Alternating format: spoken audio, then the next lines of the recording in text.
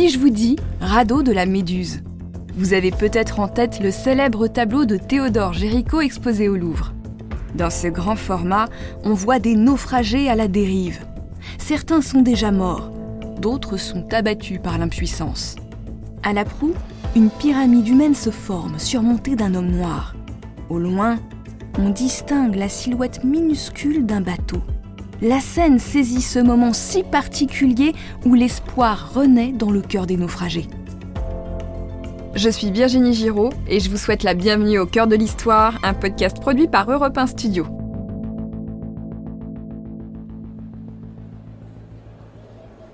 Nous sommes à Paris, au Louvre, en 1819. La foule et les critiques d'art se pressent dans le grand salon carré de l'aile Denon pour admirer l'immense toile du jeune Théodore Géricault. C'est la pièce maîtresse de ce qu'on appelle le Salon, le grand événement annuel où les meilleurs peintres vivants de l'année sont exposés. Haut de plus de 7 mètres pour une largeur de presque 5, cette scène de naufrage, comme elle s'intitule alors, remplit le public d'effroi. Bon, déjà, tout le monde a reconnu la triste affaire du radeau de la Méduse qui a fait les choux gras de la presse 3 ans plus tôt. Un fait divers au salon, c'est pas banal. Et puis, il y a cette lumière dans le tableau, ce crépuscule vert et ocre qui accentue la lividité et les taches de putréfaction du cadavre peint à la hâte à la droite du premier plan avant l'exposition. C'est dégoûtant et c'est fantastique. Les critiques sont moins enthousiastes que le grand public qui partage manifestement la passion du morbide du jeune prodige de la peinture française. Non mais regardez le sujet, c'est pas assez classique, ça les dérange. Et puis ce thème, entre nous, on peut se le dire, c'est un moyen d'attaquer la monarchie. Parce que l'affaire de la Méduse, c'est politique. En 1816, Théodore Géricault séjourne en Italie. Le peintre a 25 ans. Il a déjà été adoubé au salon de 1812 pour son officier de chasseur à cheval de la garde impériale Chargeant. Le sujet célèbre l'héroïsme des armées napoléoniennes.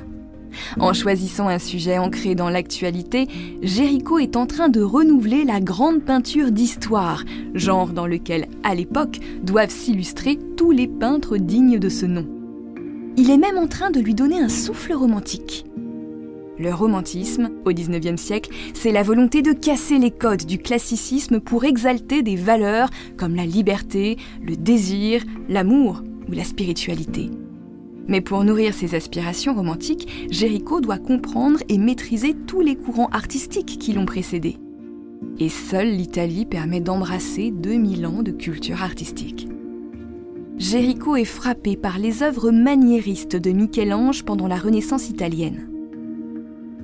Ce style pousse le raffinement technique à son paroxysme. Les corps masculins, tous musculeux, sont une reprise avec encore plus de complexité des œuvres de l'époque hellénistique, le point culminant de l'art dans l'Antiquité.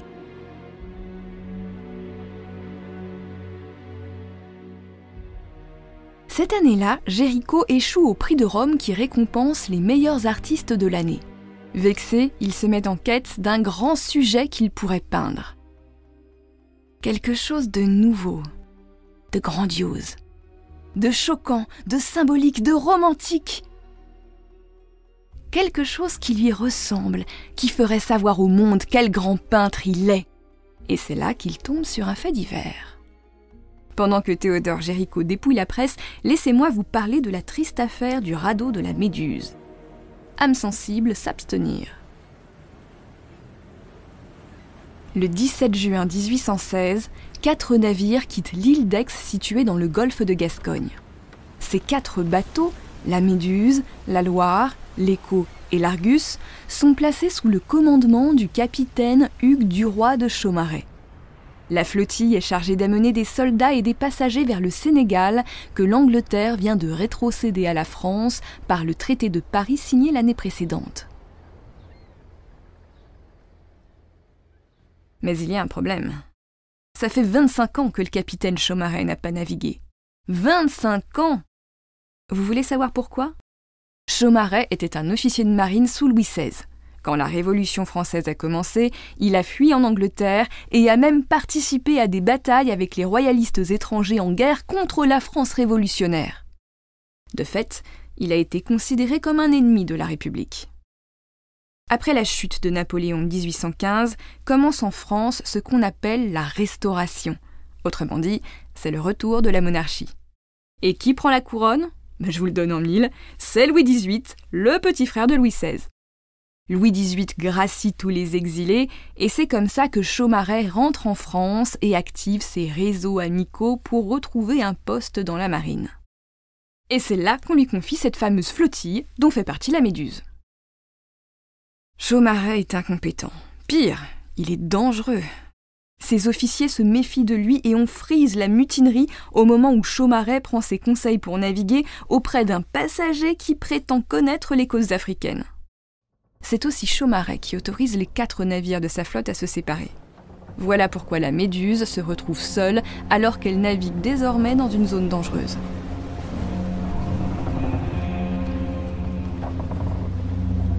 Le banc d'Arguin, au large de la Mauritanie, est bien connu pour ses bancs de sable qui bougent en fonction des courants. Et ce qui devait arriver, arriva. La Méduse s'échoue sur un banc de sable.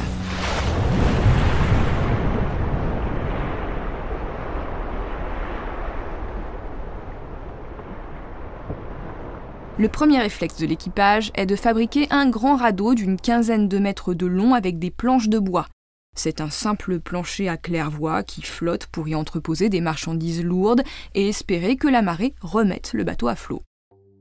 Mais la manœuvre échoue et la Méduse prend l'eau. Il va falloir évacuer.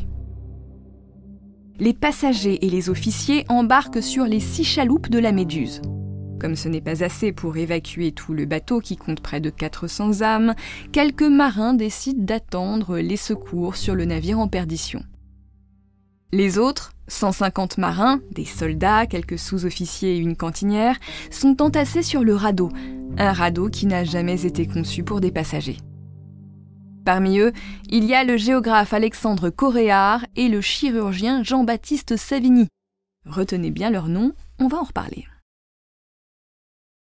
Le radeau, surnommé la machine, féminin péjoratif de machin dans la langue du XIXe siècle, est tracté par les chaloupes, mais il est si lourd qu'il s'enfonce dans l'eau. Ses passagers sont immergés jusqu'à mi-cuisse. Pour tenter d'alléger l'embarcation, on lâche du lest, des tonneaux de vivres. Il ne reste à bord qu'un peu de vin, d'eau douce et des biscuits réduits en bouillie parce qu'ils ont pris l'eau. Pour une raison mal définie, il semblerait que les chaloupes aient coupé les amarres qui les reliaient au radeau. Abandonnés en pleine mer, les rescapés de la machine se battent pour jeter une partie d'entre eux à la mer et alléger l'esquif. De mutinerie en mutinerie, il ne reste bientôt que 15 rescapés sur le radeau qui dérive. 15 rescapés à la peau brûlée par le soleil, aux pieds rongés par l'eau salée. 15 rescapés que la faim et la soif emmènent aux portes de la folie. 15 rescapés qui, dans l'espoir de survivre, se livrent au tabou des tabous, à l'indicible, à la honte suprême. Manger la chair de leur mort. Une viande salutaire, séchée au soleil, pendant en lambeaux sanguinolents au mât de la machine, leur cercueil maritime. Évidemment, Chaumareix, lui, a embarqué sur une chaloupe, et par miracle, cette chaloupe fait partie de celles qui ont réussi à rallier Saint-Louis du Sénégal. Une fois arrivé à bon port, le capitaine commande à l'Argus, l'un des bateaux de sa flottille, de retrouver la Méduse pour sauver ce qu'il reste d'or dans ses cales. Eh oui, des rescapés, il ne doit plus y en avoir beaucoup de toute manière. Alors que l'Argus navigue dans la zone de naufrage de la Méduse, il passe une première fois à bonne distance du radeau sans le voir. Lors d'un autre passage, il secourt enfin la machine.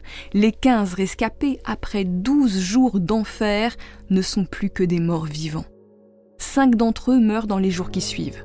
Le géographe Coréard et le chirurgien Savigny sont de ceux que la Providence a épargnés. Quand Théodore Géricault achève ses lectures sur ce drame, il est sidéré par cette histoire. C'est ça qu'il va peindre, le radeau de la Méduse. Tout y est, Le drame historique sous la forme d'un fait divers, les conséquences de l'incompétence d'un pistonné, la critique de la Restauration. Et puis en filigrane, une allégorie de la France qui cherche son salut, ballottée entre l'Empire et la monarchie. Géricault est déterminé à peindre une œuvre réaliste. C'est pour ça qu'il rencontre les survivants Coréard et Savigny qui le mettent en relation avec un certain Thomas, un autre rescapé qui aurait été le charpentier de la Méduse. Avec son aide, il reconstitue une maquette de la machine sur laquelle il fait évoluer des figurines de cire pour trouver la meilleure composition. Mais le travail ne s'arrête pas là. Géricault demande à des amis médecins de l'hôpital Beaujon de lui donner des morceaux de cadavres dérobés à la morgue pour les observer et les dessiner. Il faut imaginer le peintre rentrer dans son grand atelier de la rue des Martyrs avec ses membres humains puants et les dessiner pendant des heures. Certaines de ces études sont conservées au musée du Louvre. Des bras, des jambes, c'est bien joli, mais à quoi on ressemble quand on est en train de mourir ? Pour le savoir et peindre correctement le dernier soupir, Géricault observe les mourants à l'hôpital, un carnet de croquis à la main, pour saisir les derniers rictus de l'agonie. Quand enfin il se sent prêt, il convoque dans son atelier des modèles, des hommes souvent pauvres, qui prennent docilement la pose pendant des heures pour seulement 3 francs. Parmi eux, il y a un artiste de cirque, c'est un acrobate venu de Haïti, un ancien esclave taillé comme un dieu grec. Joseph le Nègre, comme on l'appelle alors, s'est lié d'amitié avec Géricault. Le peintre est favorable à l'abolition de l'esclavage. Il faut savoir qu'en France, l'esclavage a été aboli par un décret de la Convention en 1794 pendant la Révolution française. Ce décret libérait tous les esclaves des colonies. Au passage, il n'y a jamais eu d'esclaves sur le sol de la métropole. Une loi du Moyen-Âge l'interdisait formellement et affranchissait de facto tout esclave qui aurait posé le pied sur son sol. En 1794, donc, la France est un pays précurseur de l'abolition. Le problème, c'est que l'économie des colonies repose sur une main-d'œuvre servile et qu'elle n'est plus concurrentielle sans eux par rapport aux colonies anglaises. Face à la grogne des grands propriétaires à laquelle sa femme Joséphine de Beauharnais est sensible, oui, elle vient de Martinique, Napoléon restaure l'esclavage dans les colonies en 1802. Mais le mouvement est en marche et des mesures contre la traite et pour l'abolition font leur chemin dans l'opinion publique. Pour montrer qu'il est acquis à cette cause, Géricault donne une place de choix à Joseph le Nègre dans son tableau. Tout à l'heure, je vous ai brièvement décrit la toile. Vous l'avez en tête ? S'il est un romantique, Géricault conserve les règles classiques dont on ne peut pas se passer. La composition d'une image obéit à des règles géométriques. Les rescapés au second plan forment une pyramide dynamique, comme une vague qui monte du bord inférieur gauche vers le bord supérieur droit du cadre. À gauche, à la poupe, il y a des cadavres, et ceux qui, tournés vers le passé, ont perdu espoir. La figure stoïque de l'homme assis sous son capuchon rouge incarne celui qui renonce à se battre contre les événements. Au contraire, les naufragés qui se tournent vers la droite, vers l'avenir, ont aperçu l'Argus, le bateau salutaire, tout petit triangle pâle sur la ligne d'horizon. Tous ceux qui gardent espoir tournent le dos au public, ils vont vers leur destin, ils sont en mouvement. Au sommet de cette pyramide humaine, il y a un homme à la peau noire. C'est celui pour lequel Joseph a servi de modèle. Son corps semble rempli d'énergie. Il incarne symboliquement la foi en la fin de l'abolition dans une France qui espère sortir du marasme des crises en dépit de tous les dangers qui guettent, symbolisés par les vagues menaçantes. Malgré son souci de réalisme, Géricault a peint des corps à la façon des maniéristes italiens. La lumière découpe à la serpe les muscles durs et tendus. Le résultat est saisissant. Si vous allez au musée du Louvre, vous pourrez voir cette toile qui a été acquise par l'État. La scène de naufrage, renommée le radeau de la Méduse, se trouve dans la salle 700, dans l'aile de nom consacrée à l'École de France. L'ironie veut que ce tableau, qui questionne politiquement le retour de la monarchie, appartienne à la collection de Charles X, le second souverain de la Restauration et le dernier des frères de Louis XVI. Le radeau de la Méduse est aujourd'hui un chef-d'œuvre de notre République, inaliénable, visible par tous et exposé juste à côté du Salon Carré où il a été accroché pour la première fois. Au cœur de l'histoire est un podcast Europe 1 Studio qui est loin de faire naufrage parce que vous êtes de plus en plus nombreux à nous suivre. Merci à vous au nom de toute l'équipe. À la production, Camille Bichler. À la réalisation, Mathieu Roch-Lago. À la direction artistique et à la composition des musiques originales, Julien Tarot et Sébastien Guidis. À la communication et la diffusion, Kelly Decroix et Nathan Laporte. Et moi, la plume et la voix d'Au cœur de l'histoire, je vous dis à bientôt sur toutes les plateformes de podcast, mais aussi tous les week-ends à 15h sur l'antenne d'Europe 1. À très vite.